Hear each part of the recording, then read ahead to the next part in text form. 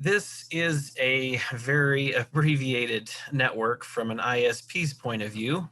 Um, just to kind of abbreviate what the world looks like to us. For you, you say, okay, I've connected to my ISP, and they are basically the internet. Well, in our view, we kind of extend that even a little farther. So truly out on the edge, it is the internet. These are all the applications and services that you know, and I've just flagged a few of those popular ones.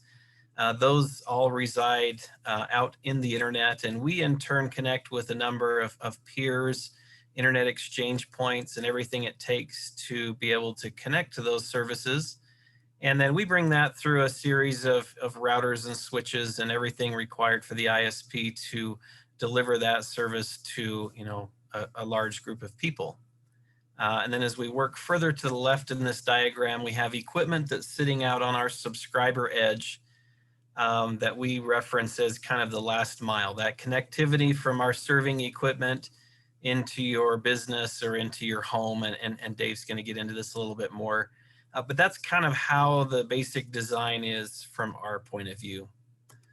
So when you talk about where does this responsibility start and end, this is the very traditional model is we established essentially a demarc. Now that's just abbreviated for a demarcation point.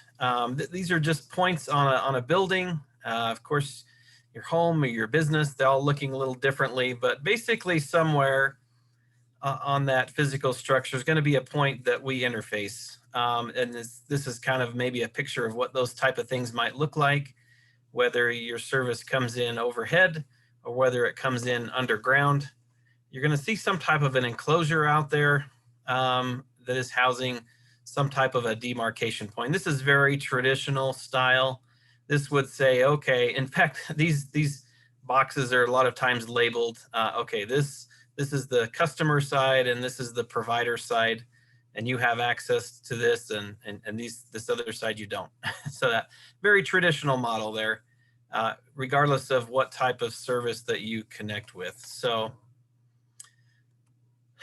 this is kind of the explanation behind a demarcation point is just describing that. Okay, at some point along the way, from wiring to equipment to the maintenance of it, troubleshooting, it's saying, okay, wherever this is at, if I have a problem, from this point on in is the subscriber, from this point on out is the ISP, to decide who's responsible for what in maintaining this service.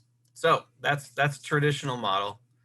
Now we're making this challenging because, especially over the last number of years, this point of demarc has changed a lot. No longer is it necessarily the box on the outside of your house. A lot of times we, as the service provider, are now issuing equipment to you. We may be pushing that all the way inside the business, inside the home. So that demarcation point now is further and further inside, which means the ISP is maintaining, further. We may be maintaining the equipment itself, where it's placed at, all of that good stuff. And then even on top of that, I would highlight the responsibilities of who does what again. We're going to get into that some more.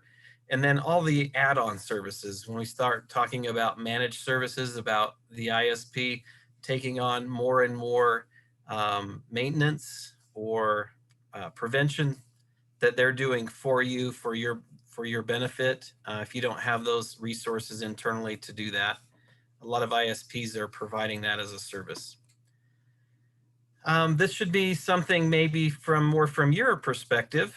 When you think about what's in your business, from small to large is going to incorporate a number of these factors. At some point, you're going to have some computers, some phones, some printers, scanners, maybe a server, maybe a file storage, other devices that are wireless. These are all things inside the business that are coming back to connect through a switch or a router, wireless enabled.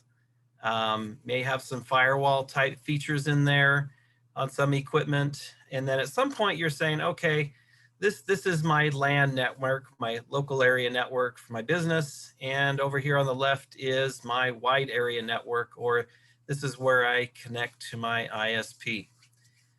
This part gets great a little bit too, depending on your scenario. Sometimes a firewall appliance is something that you have purchased. Sometimes it's integrated within the router that you've purchased. Sometimes that equipment is all provided by your ISP, and they help you manage some of that. So you just kind of have to understand your own scenario to understand what responsibility you in your business has to maintain this, and especially as it relates to getting into cybersecurity, where where those responsibilities lie and what you need to do. So we hope to help you out with some of that today.